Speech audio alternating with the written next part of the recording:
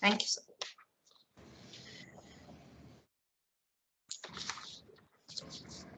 Respected Professor Damodar Acharya, sir, Chairman INE, respected Honorable Vice Chancellor Shiksha Anusandhan Deemed to be University, Professor Ashok Kumar Mahapatra, sir, respected Director IMMT Bhubaneswar, Professor S. Basu, Professor P.K. Nanda, sir, Professor Pro Vice Chancellor Shiksha Anusandhan Deemed to be University, esteemed participants, respected professors, and my faculty colleagues, I wholeheartedly welcome all of you to the distinguished lecture series, that is lecture number 2, jointly organized by our university, Shiksha Anusandhan Deemed to be University, INE Bhubaneswar chapter, and IMMT Bhubaneswar.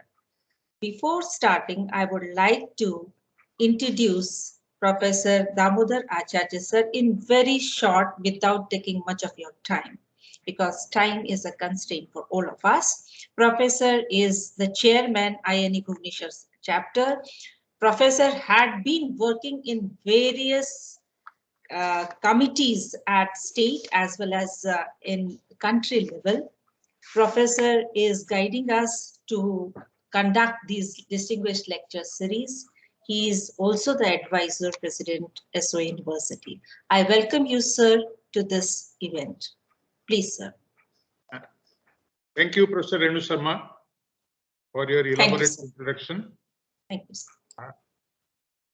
On behalf of the INA Bhubaneswar chapter, and I welcome you all to this distinguished lecture series being organized by INA Bhubaneswar chapter, SOA University, and IMMT Bhubaneswar. This Bhubaneswar chapter of Indian National Academy of Engineering is a very small and new chapter, and its headquarters is located in this Shiksha Anusandhan University, which has about 4 of us actually INA fellows in its faculty. So naturally this became the choice, and the university has agreed to provide us a small space and all other facilities. So now the distinguished lecture series which we are organizing started in December, and the first inaugural lecture was given by our INA president, Professor Indranil Manna, and today the second lecture will be given by a very young and dynamic INA fellow and my former colleague, Professor Suman Chakrabarti. He is a professor in the Mechanical Engineering Department of the Indian Institute of Technology, Kharagpur, and Sir J.C. Bose Fellow of DST, Government of India. He has been Institute Chair Professor. He is currently the Dean of Sponsored Research and Industrial Consultancy.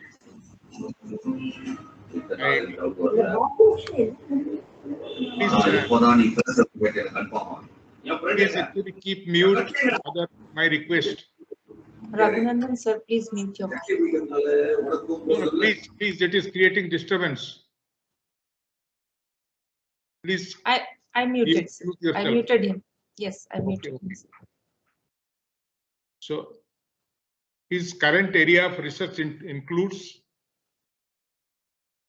he is currently the Dean of Sponsored Research and Industrial Consultancy, IIT Kharagpur. Formerly, he was the head of School of Medical Science and Technology. His current areas of research includes microfluidics, nanofluidics, micro-nano scale transport, with particular focus on biomedical applications, including diagnostic technology.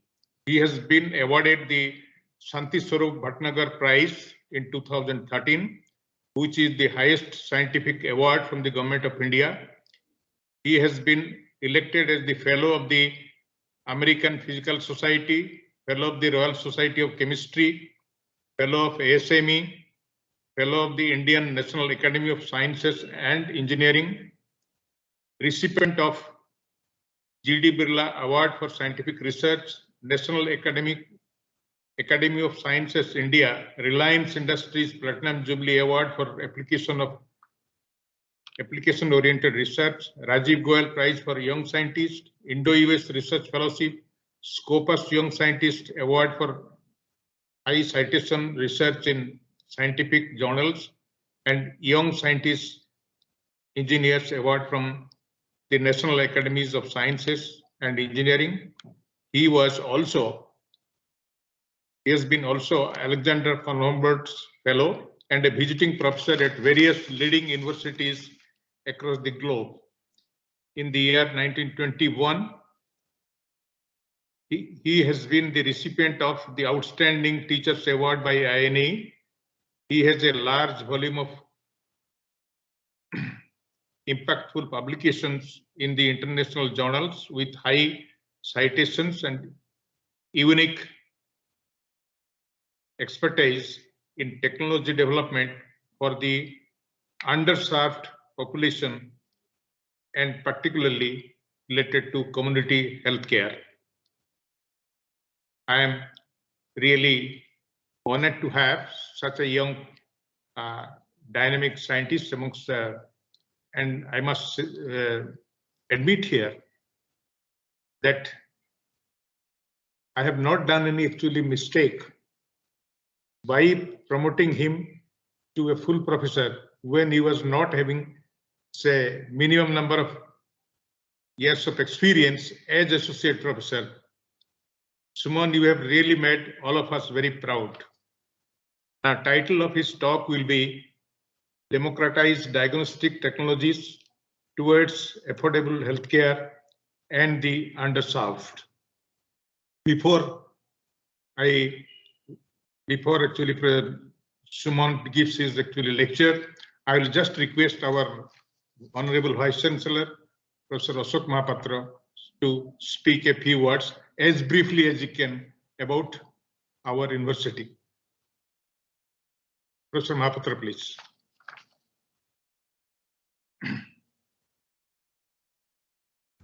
Good afternoon, Professor Acharya, Professor Nanda, Professor Suman Chakrabarti, all the distinguished members of the Indian chapter of INA, and Dr. Renu Sharma, all other participants and faculty and friends. I think it's a very important thing to understand. High quality lecture during the pandemic are very helpful. Our university, as per Dr. Acharya's request, is now a very relatively not very old university. Our university started in 2007. First college, engineering college started in 1996. It's the 25th year. We have just finished. And the medical college started in 2006. And others like management, agriculture, law, hotel management, nursing, dental, many things started. Currently, we have 10 institute, 37 research labs, and we are running almost more than 90 courses. So we are really a multidisciplinary university. Over last 10 years or so, our number of publications have increased. This year we are going to publish over 2000 publications, mostly Scopus journal with good citation index. We have got large number of MAU and some of our MAUs are working well. I cannot tell that all are working well. And we have got a lot of research projects. We are also during pandemic started our classes very early, just 7 days after pandemic started on 23rd of March. So we have been doing our classes, lectures, practicals, exams, PhD viva, many things online. We had in the first wave had 2400 COVID beds and in second wave 2700 COVID beds. Now we are preparing for large number of beds because we still run around 700 to 800 COVID beds in 3 places. So we have to be prepared. Having said that, I must come back to university. Our university in the national ranking framework is 20 amongst the university ranking and one of the topmost university in Eastern India. Our medical college ranking is 21 and our engineering school ranking is 32.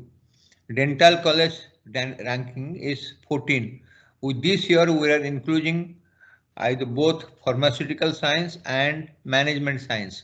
So we hope in this year 2022 we will be able to have ranking in many more specialties. Coming back to diagnostic, what Dr. Suman, Professor Suman is going to speak, it's a very important part.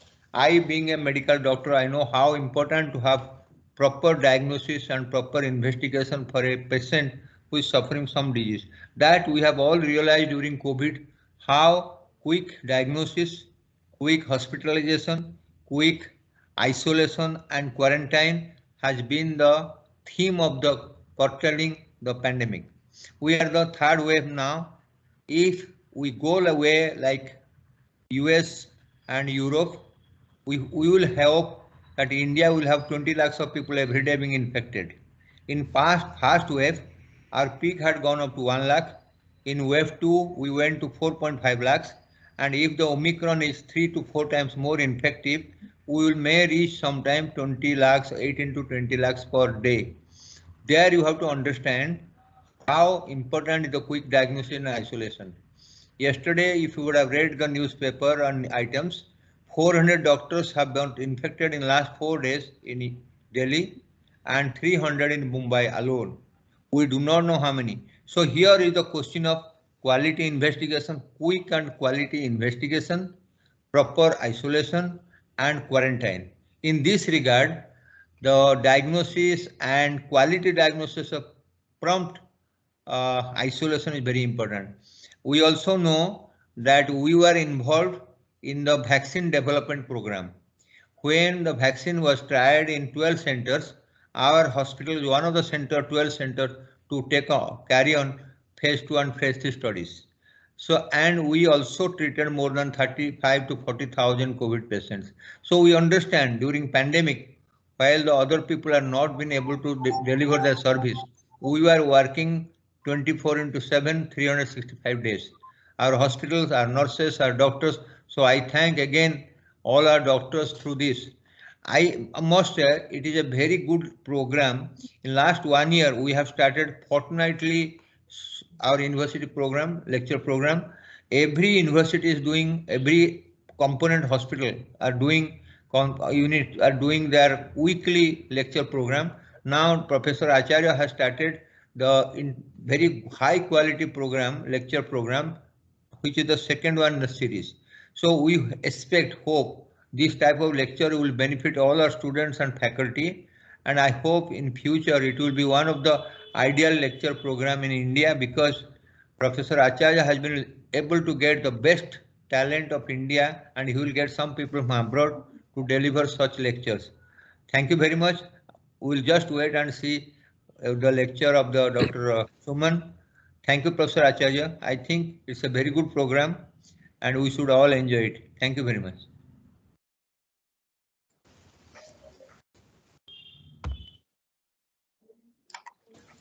Thank you, sir. Thank you so much. I would like Professor Suman Chakravarti, sir, to kindly proceed with the presentation, sir.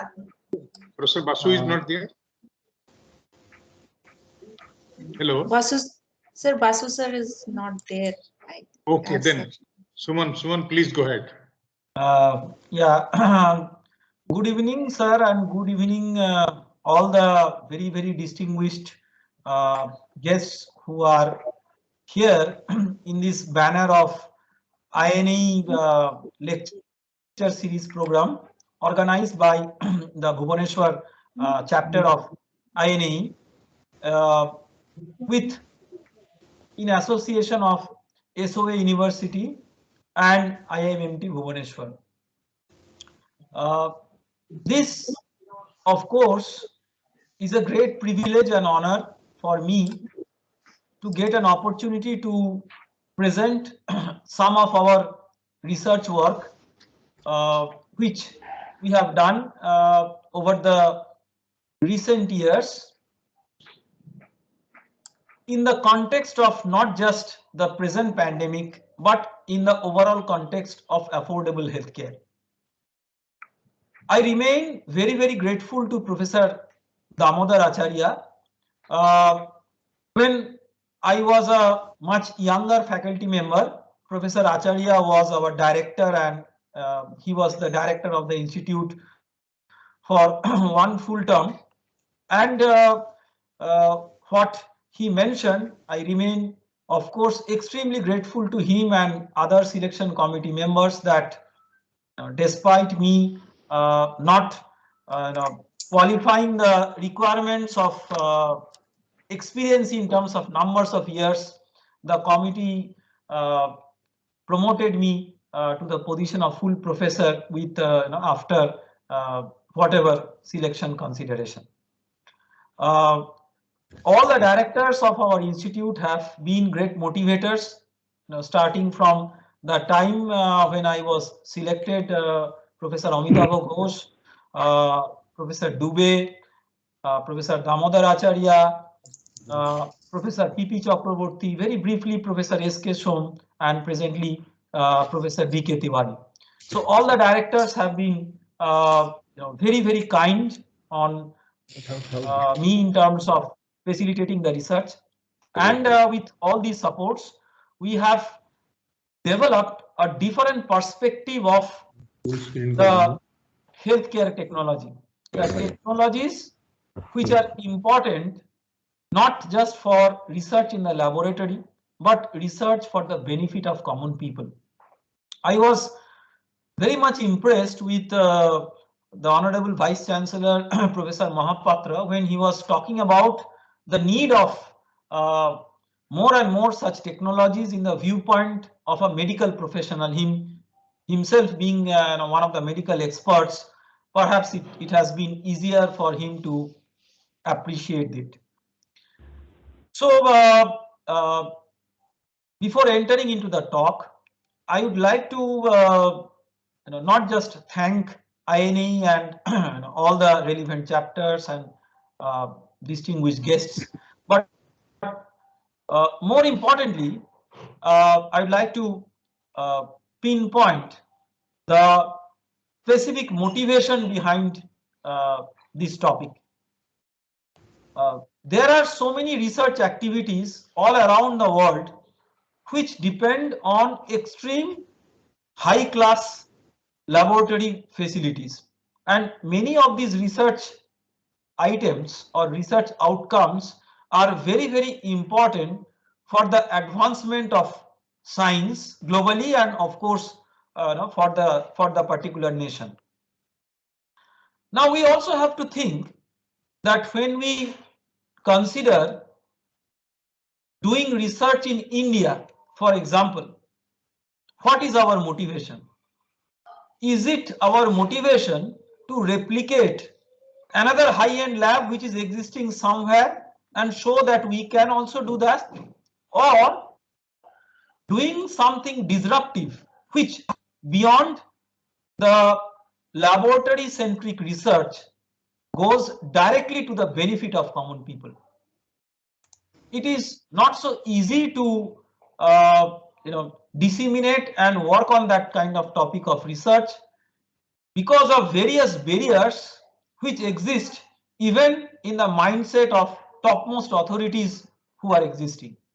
So it requires a disruption not just in the scientific domain but also in science administration and policy administration and many other things. Why I am talking about all these is because some of the examples that I will be mentioning, I will highlight more on that. We all understand that science is universal, but technology must be local. So Newton's laws of motion do not change if we go from India to USA to China, anywhere else. But the way in which we need technologies for the benefit of common people in India is expected to be very much different what maybe a European or American citizen will need. There will be some similarities, but there will be some dissimilarities. My talk will essentially focus on that.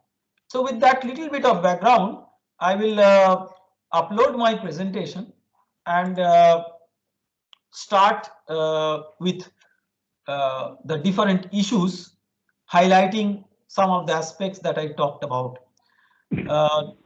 I believe that my screen is visible, and that is how I am proceeding. So the theme of this presentation is democratized diagnostic technologies for the underserved. So this is a beautiful country where we always talk about democracy, but sometimes we talk about democracy without realizing that what are the facets of democracy that we all love to enjoy. And healthcare, like education and several other factors, are some of the extremely imperative and important backbones of democracy, not just political democracy. If we look about, or if we think about the present pandemic situation, I have just put up a view graph in the cover slide because I think that that can be the central theme of what I am talking about today. So on one side, we have high-end infrastructure, extremely advanced resources, hospitals, diagnostic centers, human resources. On the other side, we have locations which are extremely resource limited. And a country like India cannot say that we are only for those people who have resources. The disease, just rightly pointed out in one of the advertisements, does not spare the rich. It also doesn't spare the poor. So how we can develop technologies which are equally applicable for the need and doesn't differentiate the economic and the other barriers between the haves and the have-nots. If we look into an article which was published in the Economic Times in 2013, little bit 10 years before, I mean little bit less than 10 years back. So the summary of this tells a story which even prevails now. Availability of healthcare services is extremely skewed towards urban centers. That means, say about 67 or maybe 66, so we may call it 2/3 of India's available hospital beds are enjoyed by only 1/3 of the country's population, roughly. That means it's completely lopsided in terms of the availability of facilities and utilization of facilities. It is not just about rural scenario. Imagine, say, slums of urbanized places. Very, very similar. In rural places, the challenge is added because of shortages of doctors, nurses, technicians, barriers to access, like the patient has to travel a long distance for getting medically attended, and on the top of that, there are several brick and mortar rural facilities which do not function. As Indians, we have two great attributes. We always complain and we are very argumentative. We put up lots of arguments, mostly with cups of tea and coffee, and we always criticize people. We always complain.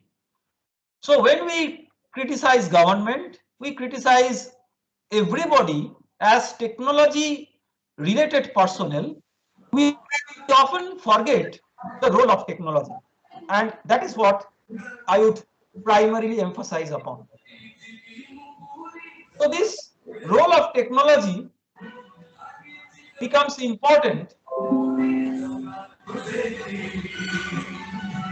I would request some of the participants to please mute because some music is coming and it Professor is Shukla, please mute your. distracting. So if we imagine that instead of centralized healthcare delivery model, we go for decentralized delivery model. That is not something we are newly inventing. It has been there for a long time, and digital health has been one of the missions of our government. And this mission is being well realized if we see a large number of digital health clinics or rural health kiosks.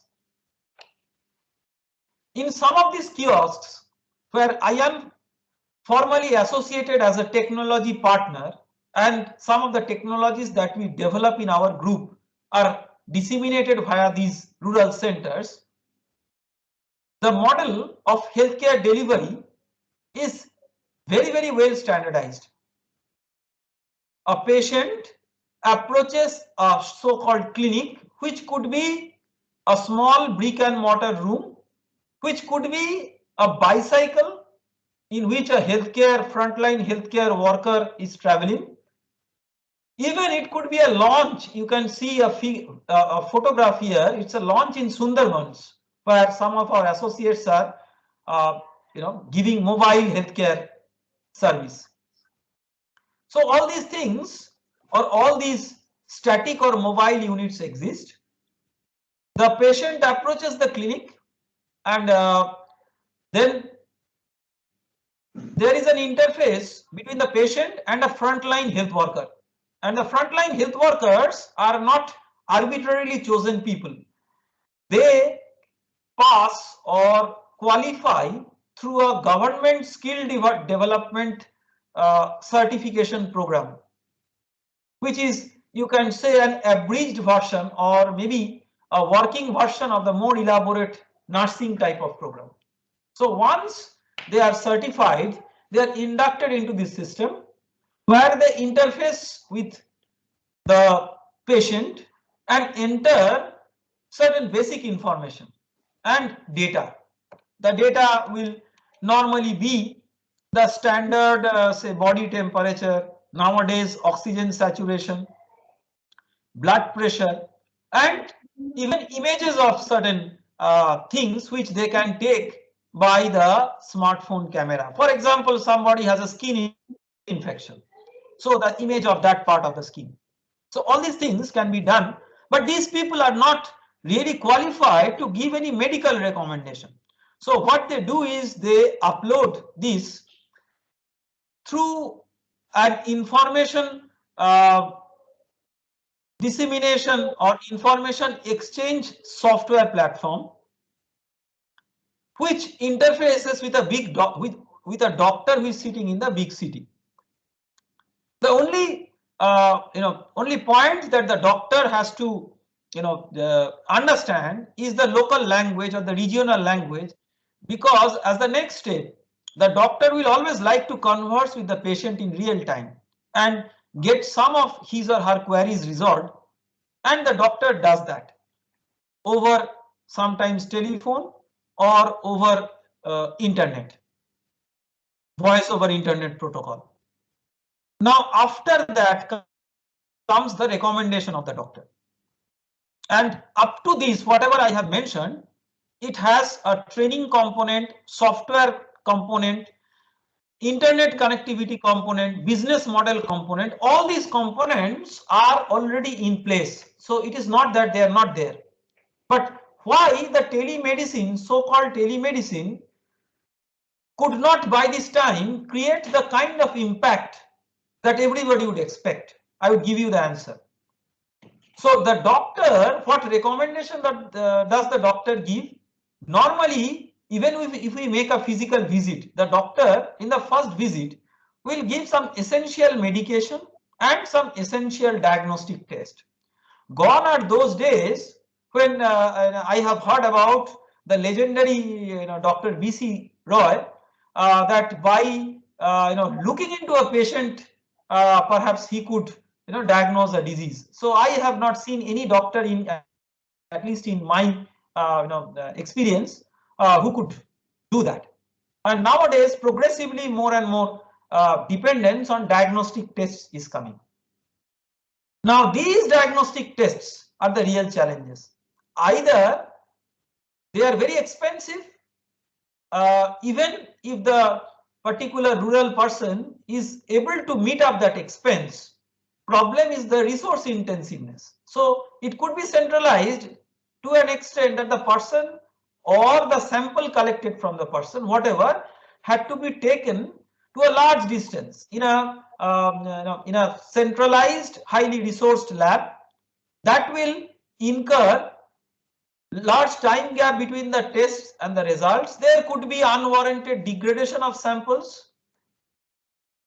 And if we consider that instead of that, we will develop more and more such labs in a decentralized manner at different rural places, do we have the sufficient cold chain or storage constraints satisfied? These are all very difficult questions to answer. So all these require disruptive innovations in diagnostic technologies.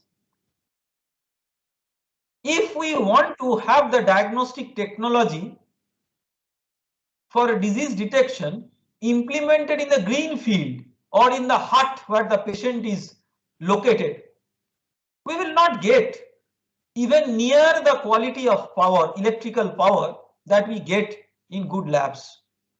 The environment, depending on whether it is summer or winter, may be unduly hot or cold, dusty, humid. Reagent storage and control,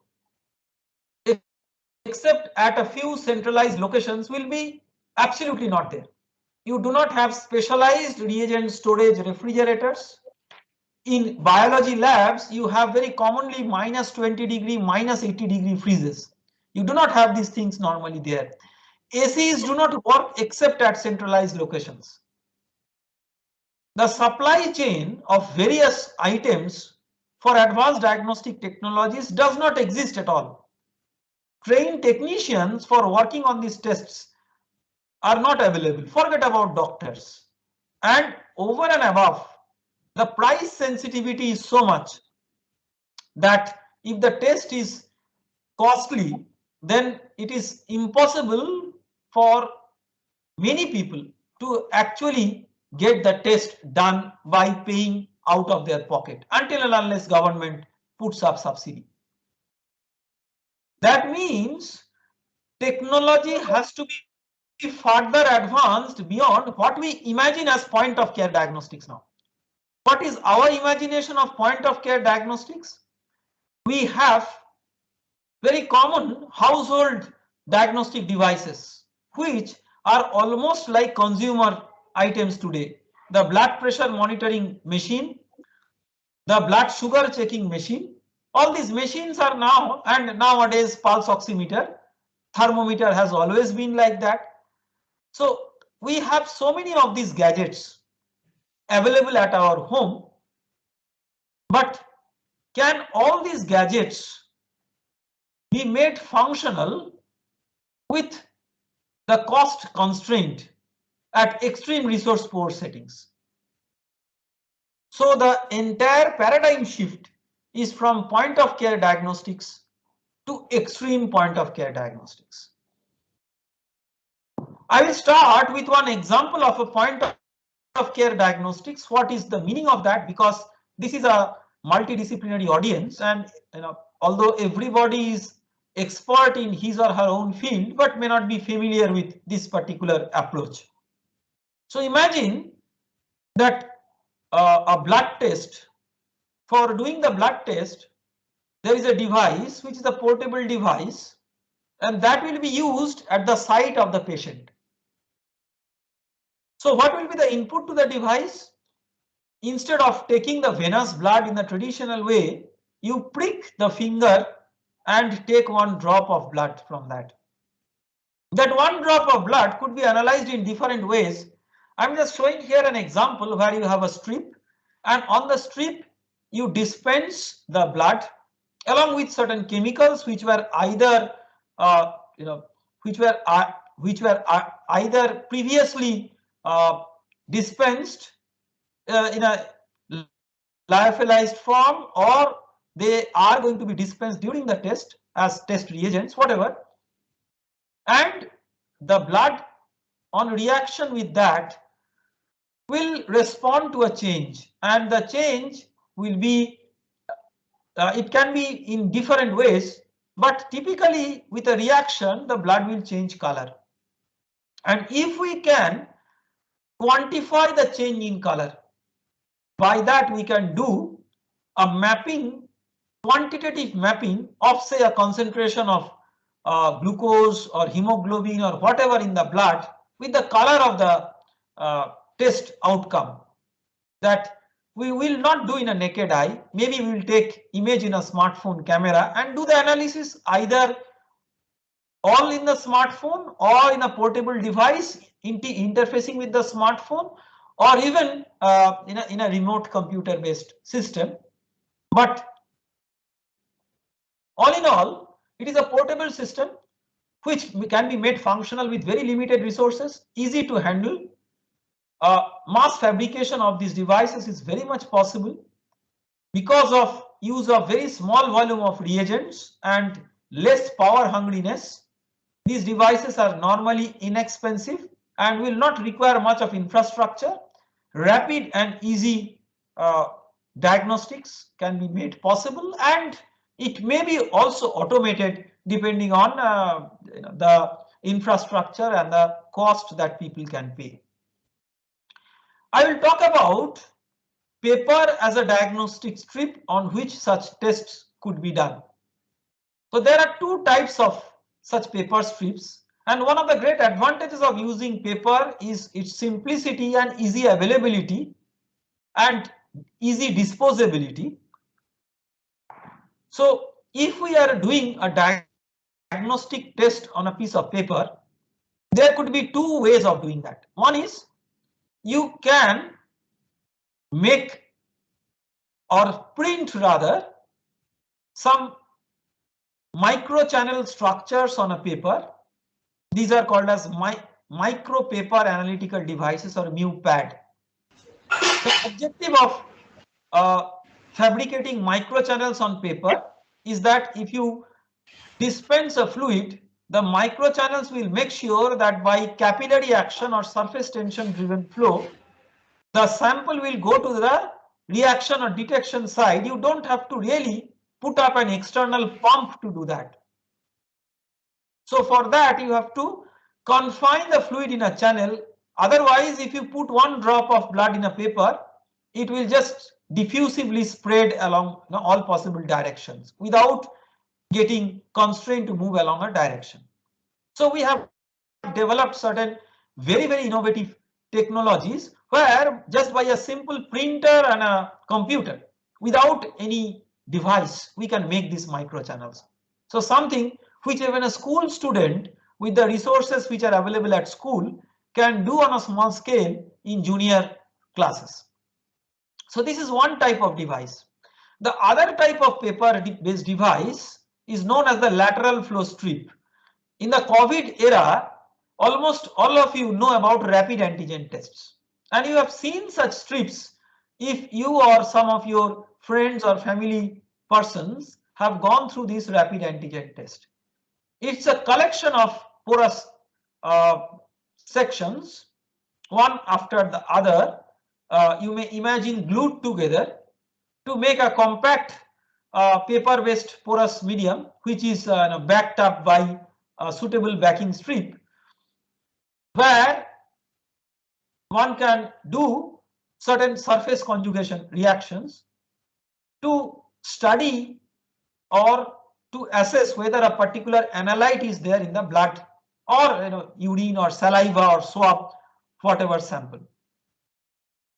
Because of limited opportunity, I will not be in a position to get into the scientific foundation of or principle of how this strip works, but the scientific foundation is essentially fluid mechanics in porous passages.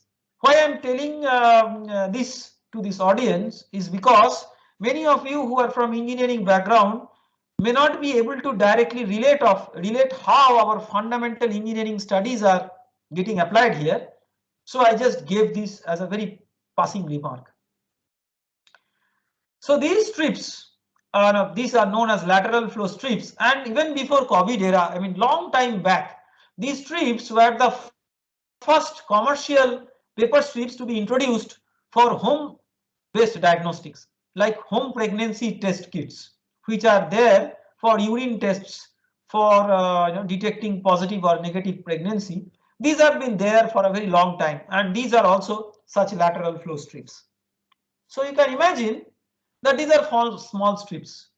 Now as engineers, we can develop these small strips, but can we upscale these so that numerous such strips are generated in an automated or semi-automated form with proper immobilization of the reagents and then proper packaging, just like a packaged product or a packaged kit. At IIT Kharagpur, with the generous support of the DSIR Government of India, we have established a research and technology development hub, CRTDH, on affordable healthcare, for which I am the PI. And we set up this facility which can be used to upskill people and maybe sensitize MSMEs and other small or why small, any industrial stakeholder to take this as a part of industrial activity and engagement, making such paper strips in an automated or semi-automated form customized for diagnostic applications. But is the paper strip alone good enough? So we have to imagine that the paper strip, what it will have at the end. You dispense the blood, urine, saliva, whatever, it will have a change of color. But what will read the change of color? So you must have an embedded optics and electronics as a detecting system to have the proper illumination, possibly the camera, all integrated. And if the camera is not there in the device, you could use the smartphone camera by itself, but you should have a portable device interface which will interface with the strip and do some image analysis along with some data analytics. So altogether I call it image analytics, where image analysis and data science fuses together with machine learning and other other technologies which are currently existing. So device electronics integration becomes another aspect. And of course, when the device is integrated or interfaced with the strip, just like how a credit card interfaces with a credit card reader. The credit card is equivalent to our paper strip, and the credit card reader is just like this portable device. But what will actually do the analysis? It is interfaced by a mobile app. So you can, after getting the image, do some digitization of the image, maybe by RGB calibration or any other colorimetric calibration, extraction of features by segmentation of colors of patches, pixels, intensity, mean RGB values, statistical features, etc., and use some colorimetric classification or some classification algorithms for colorimetric detection for enhanced accuracy. And all these one can simply develop a code, typically say a Python based code, and then transfer that to an Android system in a mobile phone by using the very user friendly interface of Android Studio. So in that way, all these advancements will require a cyber physical system development. a decisive hardware-software fluidics integration. So using these concepts in our microfluidics lab at IIT Kharagpur, we have developed certain technologies. And I do not want to showcase just those technologies which are developed for the sake of developing and maybe for the sake of publishing good papers. I am going to highlight some of the technologies which have not only been developed but tested extensively on real human patients, and in some cases have also been implemented on field on patients. So here you can see one example where this technology, which is known as lab on a CD, in which we have worked from our early understandings in collaboration with Professor Mark Madhu of the University of California at Irvine. And in the process, we have developed a know-how of developing small rotating plastic discs in which you can dispense one drop of, say, blood and make it move along various radial and cross radial channels by just one rotation, by centrifugal action. And then in that process, you can simultaneously separate various constituents from blood by virtue of density gradient. So you can separate the different cells, the red blood cell, white blood cell, platelet, etc. And in that process, we have developed a very simple spinning disc based test of complete blood count or full blood count test that is commonly recommended by most of the doctors as the first line of screening, if not diagnostics. We have developed some other tests also on this platform, but because of interest of time, I will get into other examples. We have developed technologies for blood glucose detection on a printed paper strip. I will tell you, all of us use glucometers, but do you know what are the limitations of these glucometers? Many of you will never be knowing that because we tend to believe these sometimes more than laboratory gold standards. See, the glucometer works on an electrochemical analysis of the whole blood. Now, what result of sugar test that doctors will work on or doctors will rely on for their clinical decision making, it's a blood plasma glucose. That is how much glucose is there in the plasma of the blood. So from whole blood, it has to be transferred to plasma glucose, and that is done by established correlation, which unfortunately will not work for several patients.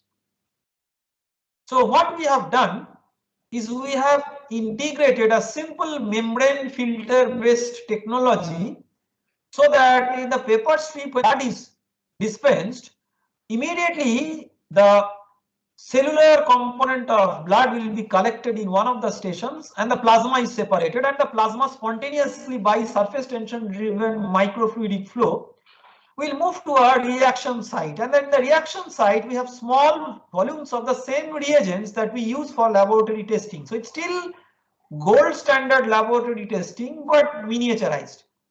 So we have glucose oxidase, peroxidase, potassium iodide and several other reagents. So glucose oxidase is a very well-known enzyme that will act as a catalyst and catalyze the reaction of blood glucose with or plasma glucose here with water and to produce hydrogen peroxide. And there is a side reaction and gluconic acid. Now there is a side reaction. What the side reaction will do is it will try to use or harness the oxygen generated in the process and have a side reaction organized.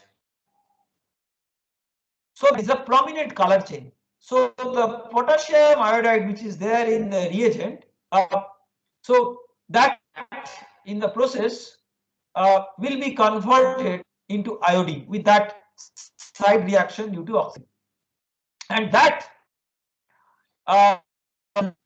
create a change in color. Typically reddish brown or brownish red, whatever you call, and that color is related to the concentration of glucose. You can see with very low concentration of glucose, the color is very faint. With high concentration, so if we make a color calibration, then by this, and in fact we have developed and implemented at rural centers very, very accurate plasma glucose level detection device, but the results match excellently with the automated hematology analyzer that we have in the lab.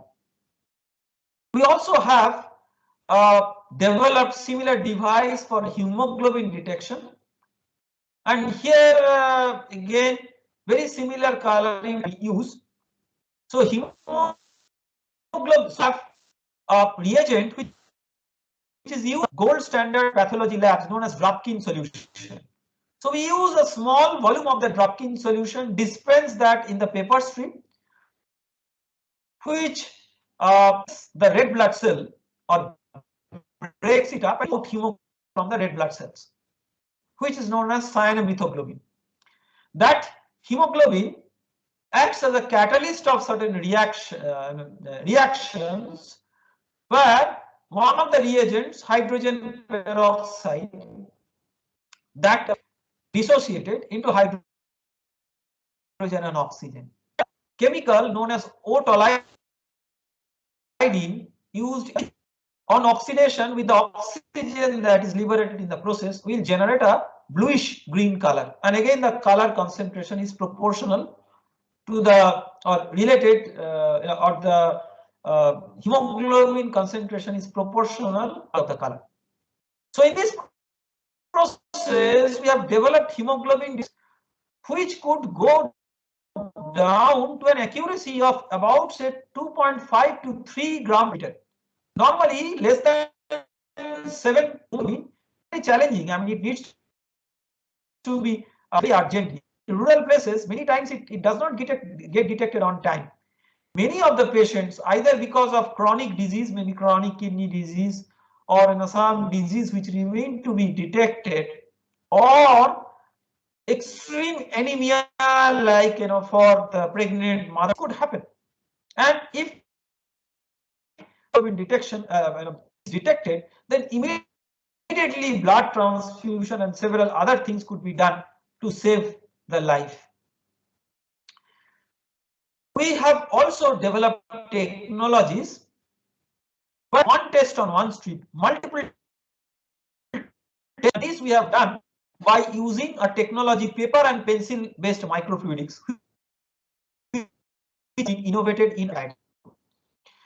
So it's pencil scale electrodes on a paper microfluidic strip, and by applying electric field, we could, for example, from the sample dispensing pad, we could divert the blood in a hub and spoke model to various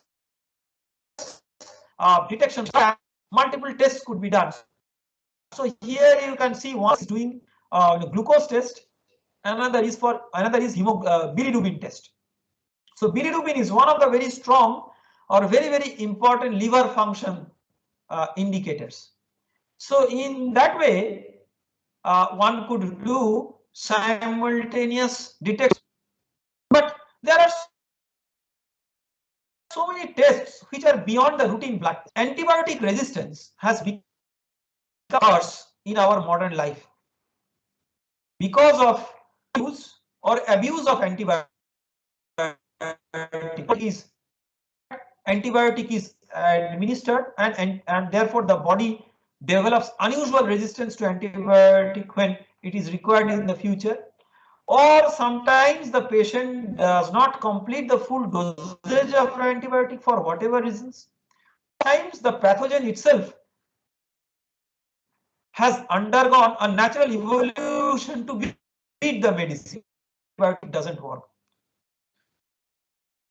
A very common bacterial infection that is there in the ground level at various places is the urinary tract infection or UTI, and one sources of that is the E. coli bacteria. So we have developed a folded microfluidic which has 4 layers of paper strips. On one, you have the bacterial suspension, which is cultured. On another layer, you have what is the objective? That say I am a doctor. I want to give some medicine, say Taximo, to the patient. Now, before giving that medicine, I want to make whether the medicine is likely to work, so that best valuable time and straight away enter into the correct treatment. So what I do is that I can have antibiotics in some of these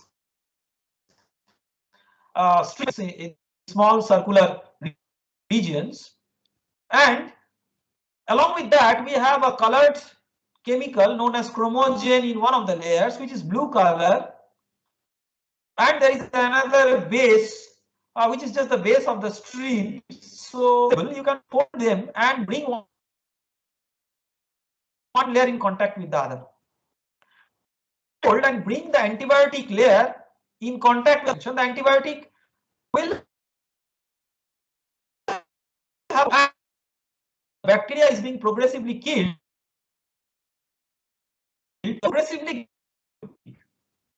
and say if within say we wait for about 4 to 5 hours, and the fractional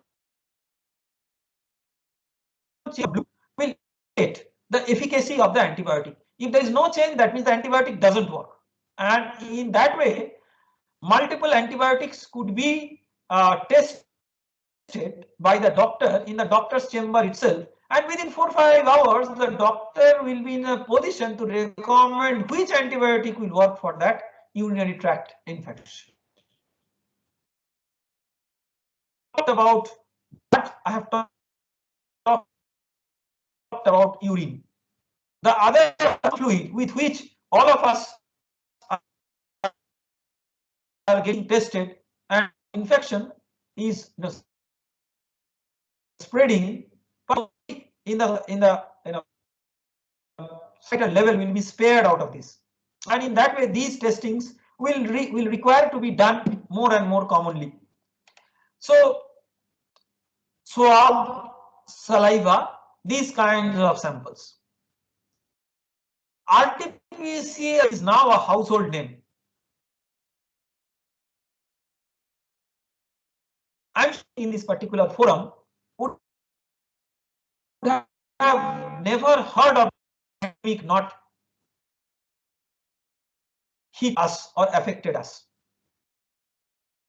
When it affected the nation around March of the year 2020, almost 2 years have gone. People started hearing about the globally accepted gold standard. Everybody knows that it is accurate, although there are issues about that. Today it is not the right forum to talk about, so I will not get into that kind of controversial discussion. But assuming that it is a gold standard, how many places will have that infrastructure? Even if the government is completely free for everybody, how many of these RT-PCR centers with that kind of expert who can, with that kind of resource intensive lab setup, is an easy thing to do. There are portable RT-PCR machines, again well-known technologies, but extremely expensive, and sometimes people create sensations. Some of the airports, which are I would imagine very resourced airports, they introduce this portable RT-PCR. Many people are sensitizing. Can you imagine that if such tests are introduced in India, how we will be able to bear the cost? It will be recovered from our ticket expenses only. Is it possible for government to give subsidy of so many number of those tests? Not possible. So instead of one high-end complex technology, or in the quest of inventing one, we should not come up with another one which may not require a big lab, but will require a resource of monetary resource of similar standards. So what we do is the other alternative that many people have been forced to do. For everything there is a poor man's version. So for molecular diagnostics, the poor man's version has been perceived as the rapid antigen test. So when nothing can be done, the advisory is you do rapid antigen test in the grassroots level. Even most of the advanced rapid antigen tests, if those are implemented, they will give only limited sensitivity. That means, let us say that the patient is actually COVID positive but has low viral load.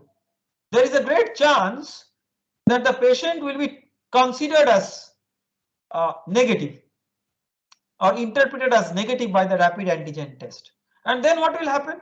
The patient, by the satisfaction that himself or herself is negative, will spread all across the, will mix with the community and spread silently the infection to others. So for isolation, it is very, very important to get a test which is not only highly specific. That means if it is positive, if it tells positive, it is positive. It cannot be negative. That is a highly specific test. And highly sensitive in a sense that even at lower viral load, it should be reasonably detecting the test. So detecting the infection. So that can be done by a nucleic acid test. The reason is that the rapid antigen test is testing the antigen or a protein which cannot be amplified, but the nucleic acid test can test the nucleic acid, and nucleic acid like DNA can be amplified. So you can amplify the concentration and do it. So in that way a low concentration can be detected. But the challenge is the technology. Now a simplified nucleic acid technology is already on place, and it has been on place even 20 years back before COVID hit the globe. The LAMP technology, loop mediated isothermal amplification test. So instead of the thermal cycle that is going on in a PCR machine, that is cyclic heating and cooling, this is an isothermal process. So the technology is there. Even ICMR has few such technologies approved. Have any of these technologies been successful in penetrating into the last mile of population? Here is a failure of the policy. All these technologies, when developed, they are being tested, certified, etc., by imagining that lab resources, including lab facilities and human resources, are going to be used. In reality, in field it is not. You cannot get such lab resources. So you need some customized devices, not as expensive as the kind of foreign airport portable PCR machines that I am talking about. A device which is inexpensive but having a very sophisticated technology so that it can be programmed, pre-programmed, and the interface may be automated with a smartphone so that the user will have to just put up the sample and the user doesn't have to interface, and all the test will be done with the interface of this portable machine, which is pre-programmable. So not just this particular COVID test, any other bacterial or viral infection or parasitic infection that could be detected using such nucleic acid technology could be done. So keeping that in view, at IIT Kharagpur, we developed this machine, which is known as coffee wrap. So it's a small, portable device where we have a heat transfer unit, a thermal unit for taking care of the thermal part of the reaction for the nucleic acid testing, and a detection unit which interfaces with the smartphone app and detection, which has been developed by us to do the complete test, sample collection to result, all within around 40 minutes.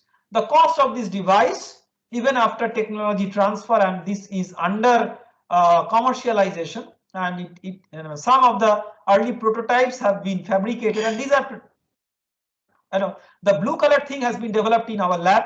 This is not in our lab, but it's an engineering prototype interfaced, developed with the industry interface, and this is the final commercial prototype which is projected to be launched commercially in this year itself. So we want that such devices, which are simple, low cost, yet highly accurate, be alternatives to the rapid antigen test, and therefore may be disseminated just like the rapid antigen test by frontline health workers. We have developed these tests at IIT Kharagpur, and despite transferring it to the industry, we have advanced it to standards in a way that on campus we have tested more than 2,000 patients with this test. At a very critical juncture during the second wave, when there was such a rush in the RT-PCR center that after giving the sample, it would have taken 2 days to get the result. Forget about the cost.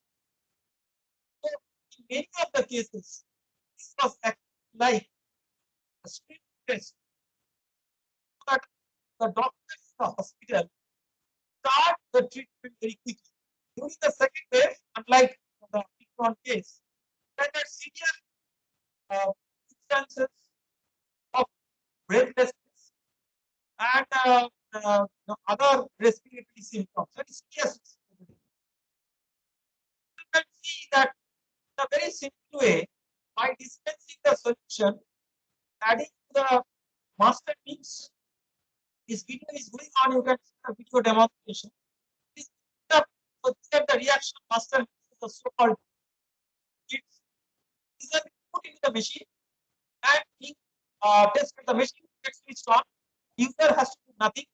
The test is run for about 30 minutes, and after the test reaction is over, the products of the reaction, the tube is not opened, so the image is taken in the smartphone, and the image is automatically cropped and analyzed by the smartphone analyzer by the app developed, and it will give a quick recommendation whether it is positive or negative. So we have tested a number of samples, and both in the ICMR environment in the lab facility, and also on field, on campus, with lots of campus visitors and outside places, and of course students and faculty members and staff residing on campus. So this was one of our recent, I should not say very recent, this is a data as old as 2 to 3 months before, where these field data were analyzed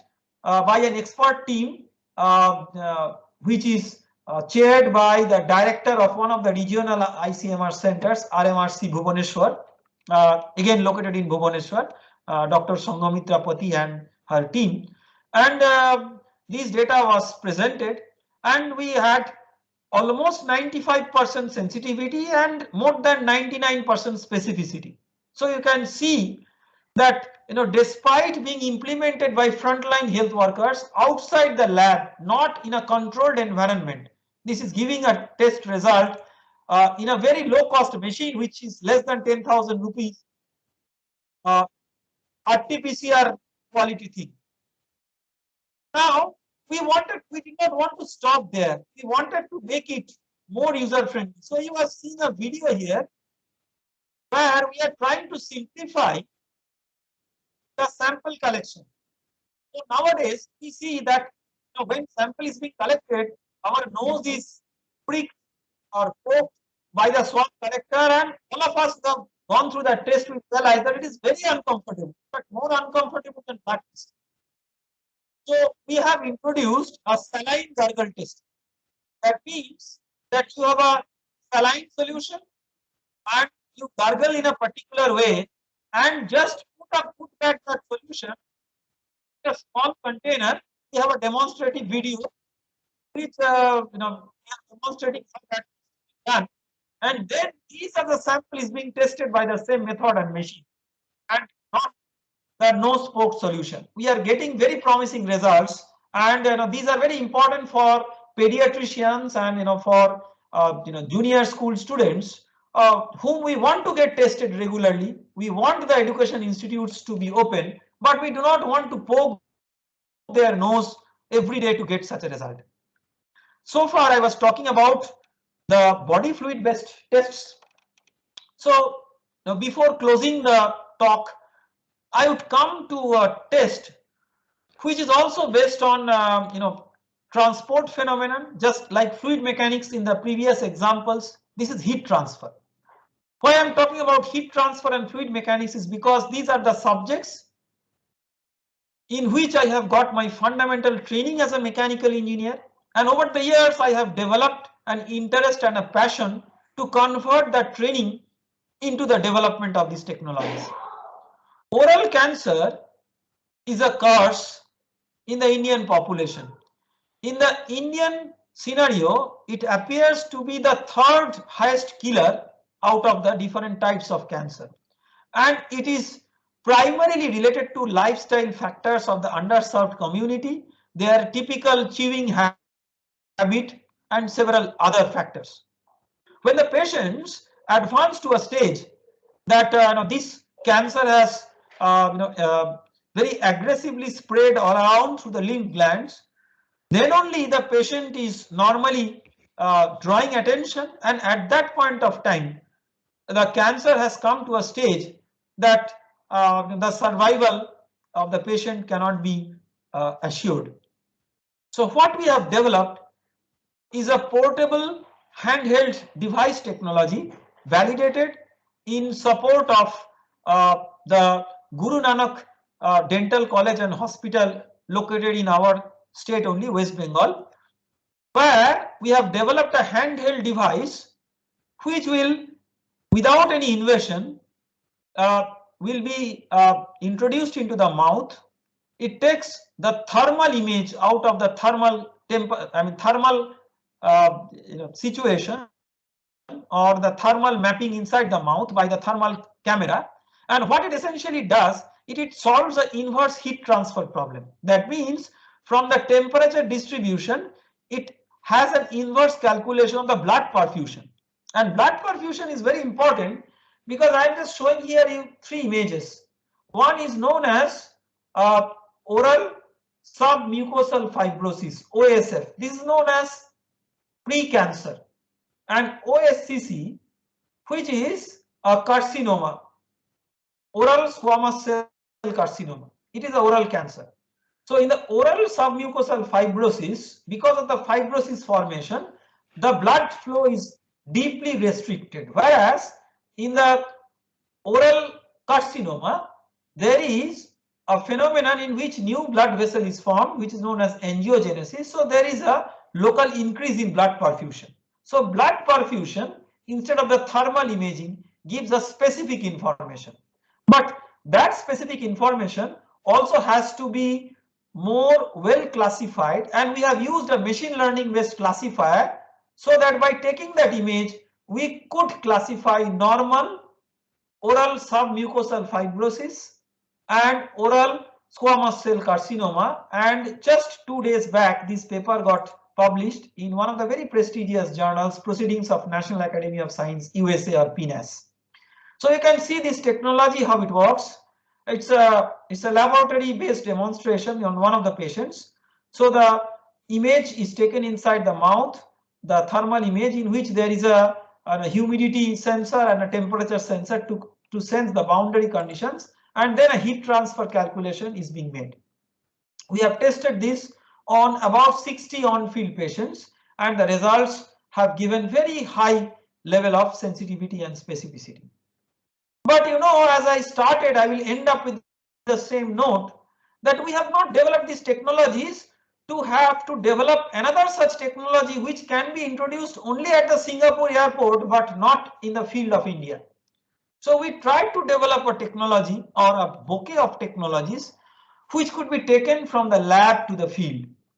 So in the process, we have developed the technologies and interface them in support of various doctors, in many of the cases facilitated by Dr. Shatadal Saha and his team.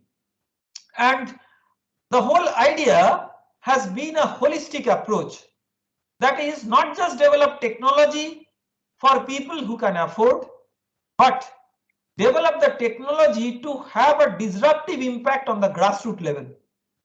Using the technology, you can open up a new source of entrepreneurship and livelihood generation by training and empowering frontline health workers on one side, MSMEs on the other side to make these devices or kits or strips, and in the process, the entire rural livelihood can be stimulated. So I will just show you a very small video, and this is just the end of my talk or towards end of the talk. You can see this is the place known as Barra, located in district Birbhum, West Bengal, and this is the place where we managed to have one primary school where we introduced our low-cost blood glucose and hemoglobin level testing. And a large number of people gathered to this diagnostic test done. They have never done this in their entire life. We had primary healthcare workers, frontline healthcare workers, and my own students, PhD, masters, and even undergraduate students, all together do some basic diagnostic tests, typically glucose and hemoglobin, using the traditional point of care devices which we are familiar with, our home-based testing, and some of those ones are not used at home but otherwise expensive point of care testing, and the test is using our smartphone enabled paper strip based technology. You can see the paper strip interface with the paper strip readers, smartphone interface, just like credit card reader interfacing with a credit card. The colorimetric detection is being made. The result is being made readily available.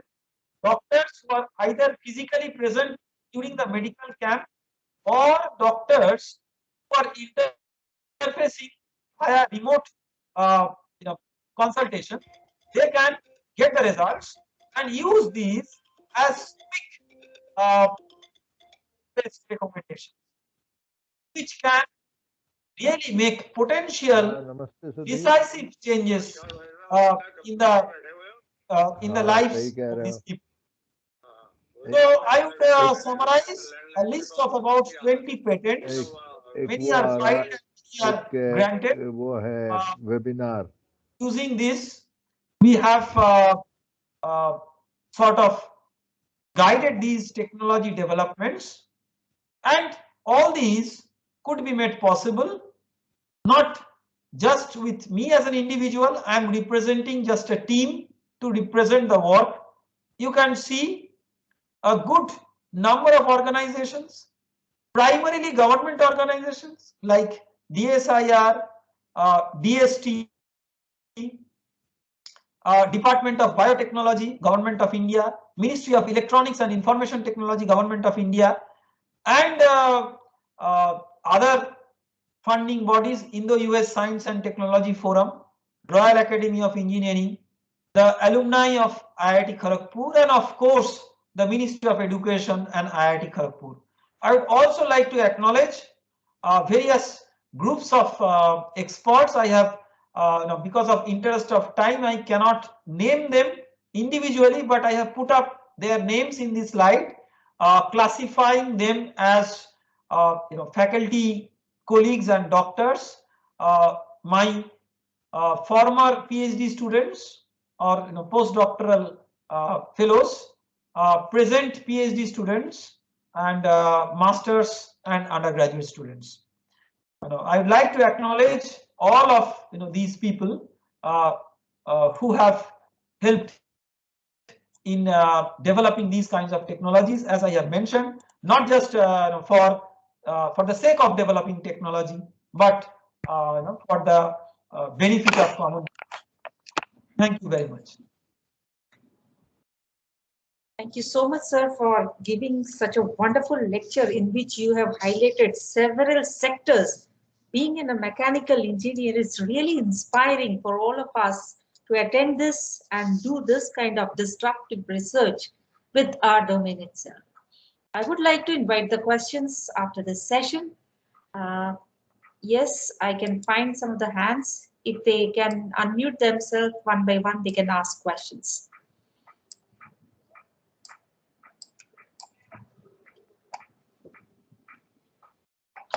Or you can place the queries in the chat box, please.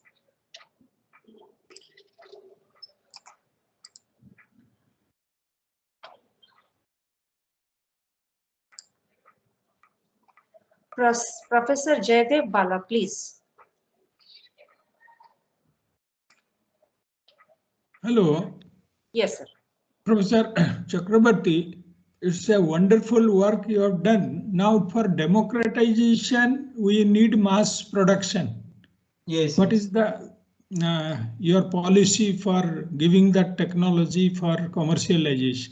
Yeah, I mean, we at IIT Kharagpur have a policy of non-exclusive licensing. That means any organization or company, I mean, be it MSME or big industry, interested to commercialize these technologies in India, Hello. we are open to having the technology transfer almost overnight and give this technology to them. I think that the barrier is not mass production. The mass production will anyway be possible because we have seen that the production is easy and there are companies who are actually doing this production. It's a government advisory. If the government or regulatory authorities give an advisory that these types of products are needed and these types of products are recommended, the viewpoint of people as consumers will be different. Unfortunately, the advisory most commonly comes on established technologies which are already known but are sophisticated and expensive, and there may be other forms of interest coming purely from commercial angle from different multinationals, and that is a different point altogether. I do not see any barrier in mass production. Where I see as a barrier is a policy based advisory of bringing these technologies into practice. Thank you, Professor. Now I would like to invite Pratyush Tyagi, sir, for his queries. I must congratulate you for presenting it so beautifully and having worked in an area which is so useful for society. My question was whether in place of the camera of a smartphone, is it possible to use sensors? Yes, sir. Actually, we have, I mean, this is a very important question. Actually, we have two versions of the device. Because of interest of time, I could not present both. In one, we have this, what you are talking about, that we have a sensor device in which we have a USB port through which we introduce a camera which is USB powered. So that we have one version, and the other version we have smartphone. Why we have two versions is because we have seen some of the users are very much, I would say smartphone hungry, smartphone thirsty, whatever you call. So nowadays, almost all aspects of life, except taking a breath, is by smartphone. So in that way, it is a bit attractive to those users. But smartphone based image analysis has many challenges. It has a user based, I would say, variation. It has a background variability. one version of the smartphone may have a camera which is different from other version that needs to be standardized. So all these factors are there, and therefore we have a version which is smartphone independent and completely device driven, device sensor driven, as you were talking about. There are different cost models for this, but fortunately the longer term cost benefit, advantage or disadvantage are not that much differential. So depending on whoever what is the type of interest, either of these readers, either smartphone interface reader or a portable sensor interface reader, either of those could be used without altering the backbone technology that goes behind. Thank you very much. Thank you, sir.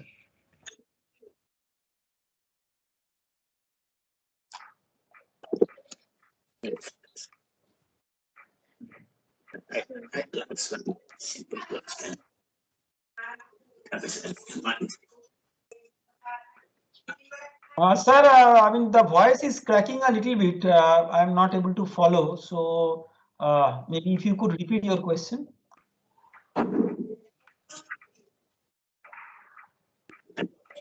Hello, am I audible?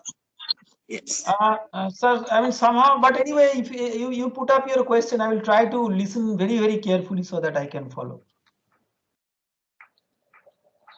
I just like to ask a simple question that from the mood places, your talk was really fantastic. A lot of real life applications that things have been demonstrated. Very good credit. But sir, I am not able to hear anything. Could you put some of these keywords in the chat box so that I can follow the question? Just one or two keywords, then I will understand and then I can reply. Just one or two keywords which I can follow basically. for example, it's electrocardiogram signal or EMG signal or impedance cardiography, which will be collected from a patient in the village. The major problem is how to transmit those things through the IoT and cloud computing devices. Oh, so okay, sir, I have got it. I think your question is about cloud integration of these analytics and data, right? Sir, is that your question? Cloud integration of the analytics and data?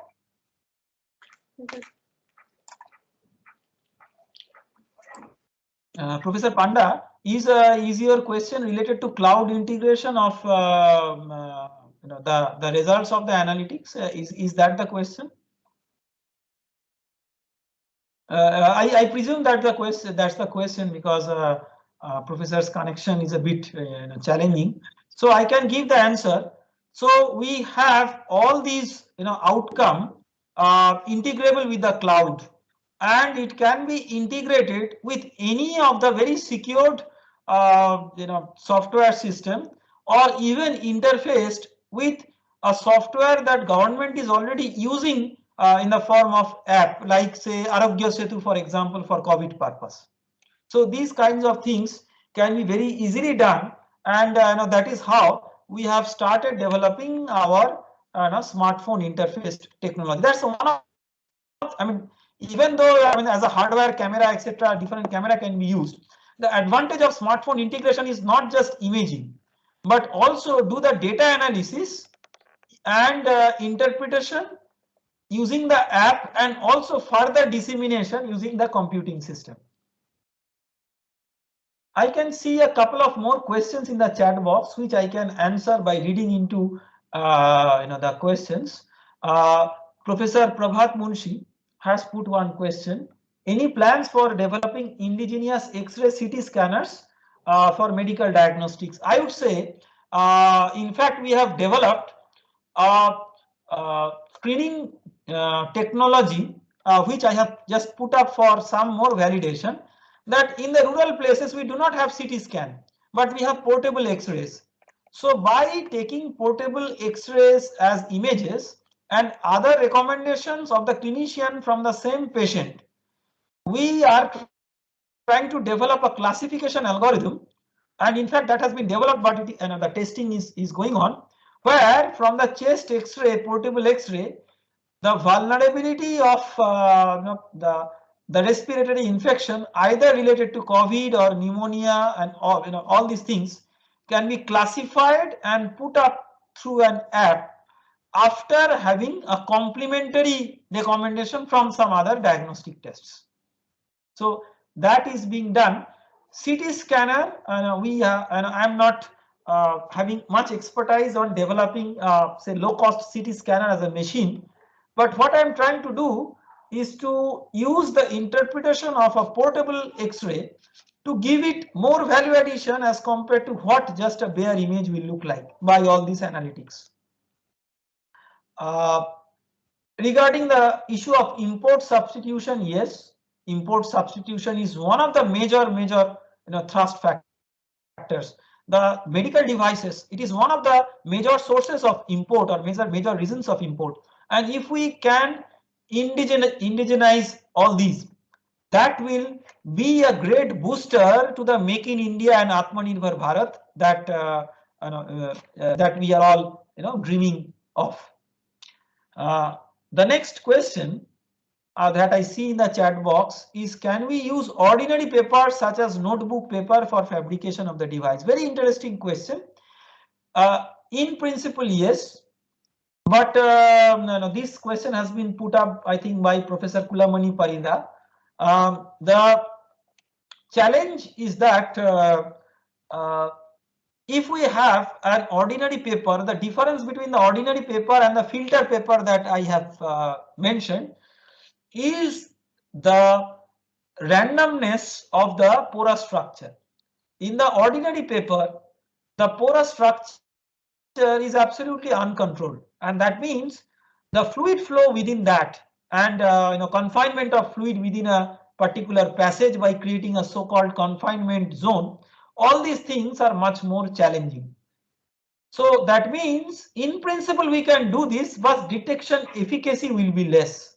Whereas the filter papers, by virtue of some controllability on their, or rather some known statistics of their pore distribution, it is possible to design such micro systems or micro paper analytical devices of reliable performance as compared to that what we can do on ordinary paper. On ordinary paper we can demonstrate the same chemistry and detection, but the accuracy will be compromised.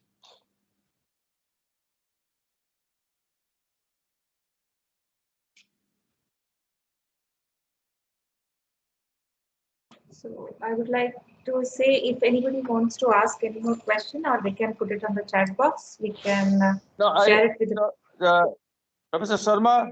Yes, sir. I have Yes, a question. Yes, sir. Yes, yeah. Yes. Yeah, Professor Chakraborty, thank you very much for this nice talk. It's very much illuminating and very much an exciting talk. Okay, let me put on also my camera. Okay, and so I have just one technical question. So as far as I know, although I do not work in this area, but some of my colleagues like Bhargav Bhattacharya or Krishnendu Chakraborty, you have heard that they are working on this microfluidic chips, lab on a chip design.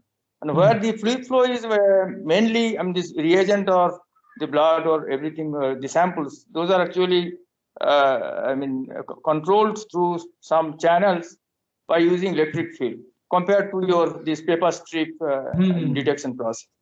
So my basic question is, what is, how does your technique fare with theirs in terms of these parameters like this cost, accuracy, and the so-called this main theme? Professor Sina, I can understand your question and appreciate your question. So the objective of electric field is to create a force on the fluid. I am just telling in terms of simple mechanics so that all of us can be on the common platform. So to apply a force on the fluid and make it move to a desired place. And the applications in which Professor Bhargav Bhattacharya and Professor Krishnendu Chakraborty all are working are mostly droplet based microfluidics or digital microfluidics. Right. So that means you have a droplet and you apply electric field and move the droplet by using a phenomenon known as electrowetting.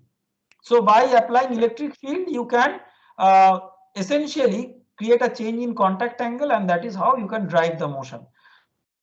So that is the technology there.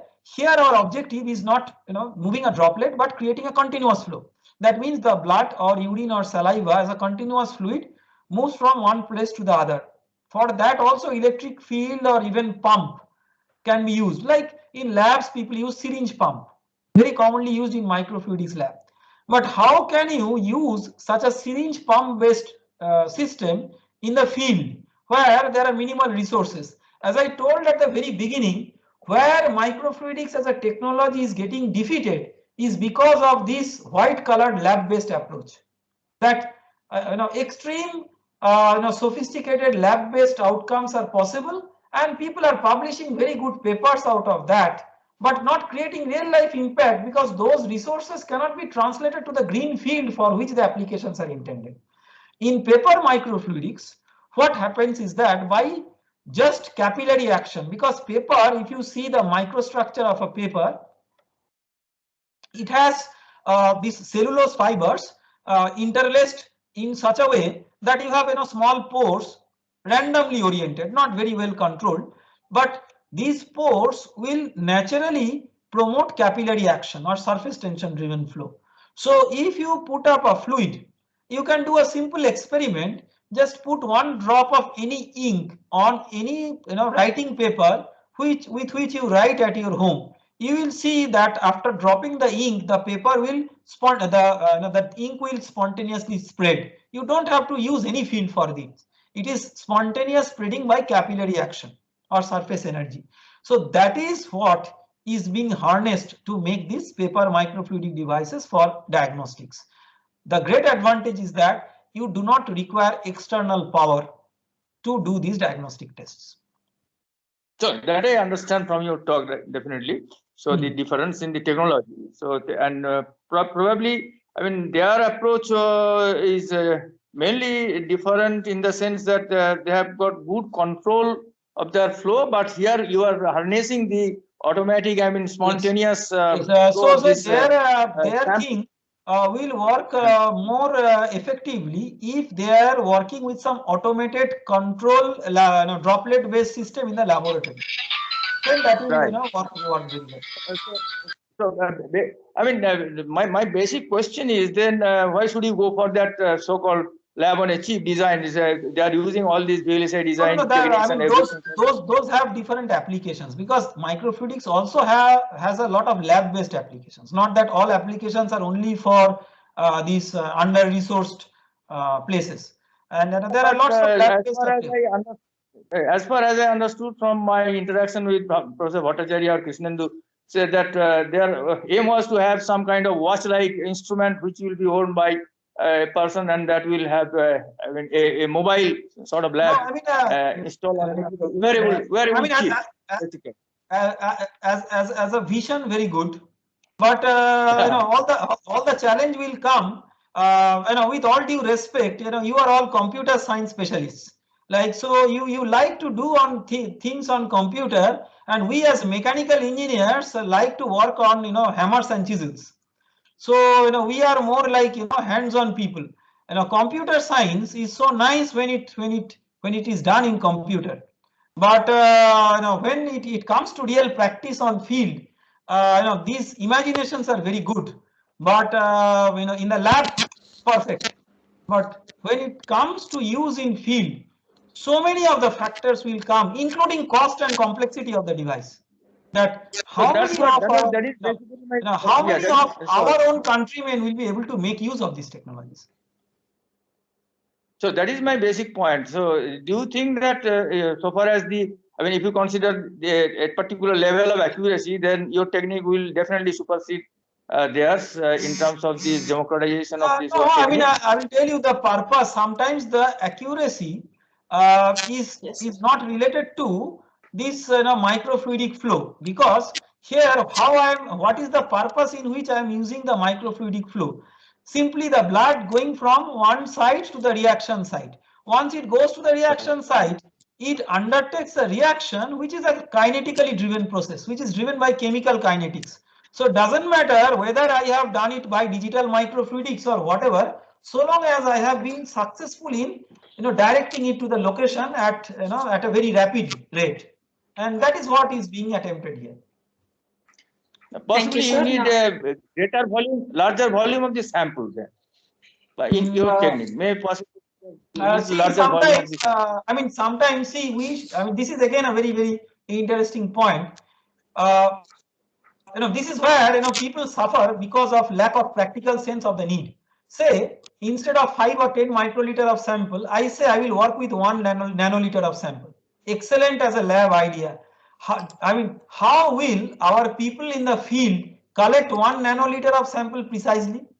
So they will require ultra sophisticated pipette based technology, and that will defeat the point of care system.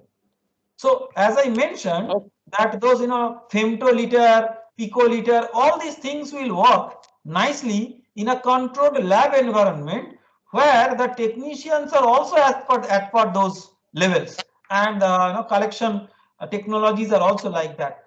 And in this case, a simple frontline health worker will prick your finger, and with one finger prick, normally about 10 to 20 microliters of blood will come out. This is a common experience. So Professor, without further processing that, if that is being used, I think that's one of the very big advantages. you please interact Okay. on Okay. one basis, Thank you because very much. others are also waiting. Okay. I would like Professor Sanat Kumar sir to speak about his query. Yes. Thank you, Professor. Can you hear me? Yes, yes, Yes, sir. we can hear Okay. you. Yeah, okay. As a mechanical engineer, I got a doubt. You Okay. say that the blood will flow through the micropores. Now, my question is, thickness of the blood or the viscosity of the blood of different people will be different. So it will spread in different ways. How do you Sir, you are account for it? correct. Sir, you are correct. But maybe one of the points, maybe I was not particular. But if you see all these tests, these are primarily blood plasma-driven tests. That means we have a membrane filter from which we are separating the plasma from the cells. You are correct that because different human beings have different, and this is a very, very fundamentally correct observation that you have. The different human beings have different cellular composition, etc. So blood will have different viscosities for different human beings. But in most of these tests, the reference fluid is not the whole blood but the plasma. So the plasma is separated, and the plasma is what is being transported, which has a more or less universal characteristic, unlike the cellular transport, which is very much different for different people. Thank you. Thank you, sir. Now I would invite Professor P.K. Nanda sir to give vote of thanks to our guest speaker today. Yes, please.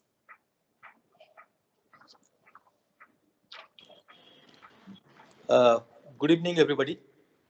And it's my pleasure to extend hearty thanks on my behalf, on behalf of INE and SOA, as well as IMMT, to Professor Suman Chakrabarti, who had delivered a lucid lecture, lucid presentation, and a very nice lecture and thought-provoking lecture, where he has synergistically approached the technology and the health science, medical science for the common man.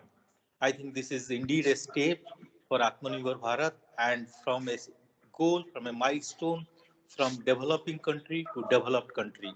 Professor Chakrabarti had demonstrated that yes, in India and in particularly in the lab, it is possible to think for the common man of our country, which is mostly populous. And for I think doctor, we have for many thousands of people have one doctor.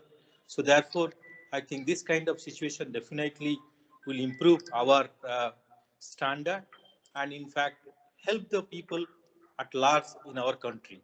So thank you very much for presenting your innovation, your expertise, sharing with all of us, and is eye opener and is a step towards, I think, Startup India and also Atmanirbhar Bharat. Thank you, Professor Suman Chakrabarti, to be with us and share your valuable outputs, tangible efforts with all of us. Thank you, Professor Acharya, sir, for initiating such effort from the INA side, for inviting such experts to share their expertise with all of us. And I thank all the faculty members, all the senior professors who are here, all the participants. I believe must have been inspired, must have been quite inspired, and will definitely take up challenges like Professor Chakrabarti. Thank you very much. Thank you all. Good night, everybody. Thank you very much, sir. And I'd like to personally thank Professor Damodar Acharya, who has been, one of the well-wishers, mentors to organize this program and give me an opportunity for presenting this work. No, thank you, Suman, for a nice presentation, nice lecture, and the time that it has taken and the way people have participated in that discussion. This shows that this was an excellent lecture. Thank you very much. In a short notice, you have agreed to it and you have done it marvelously. Thank you so much. Thank you very much, sir. And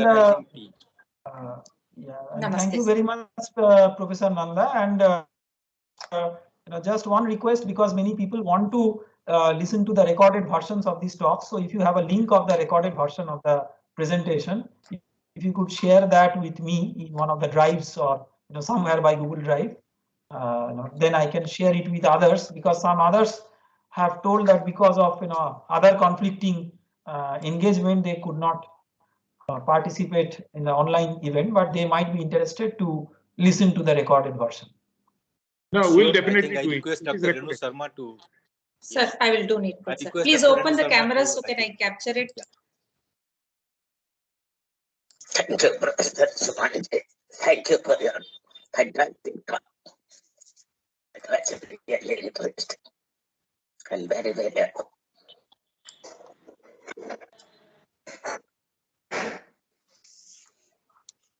Thank you, sir. Thank you so much.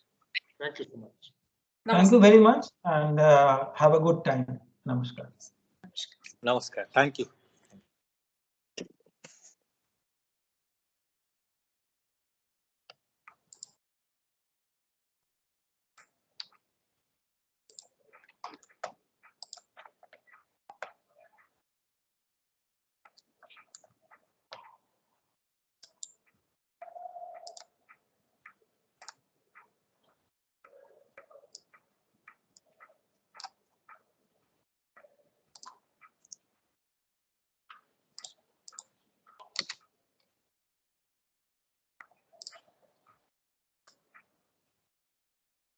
Is Professor Acharya still there?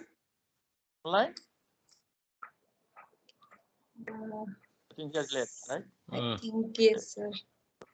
Maybe that yeah, we can upload this on YouTube. Sir, wait, let me stop this recording, sir, first. Okay. Recording is on, sir. Let me stop. Yes, sir.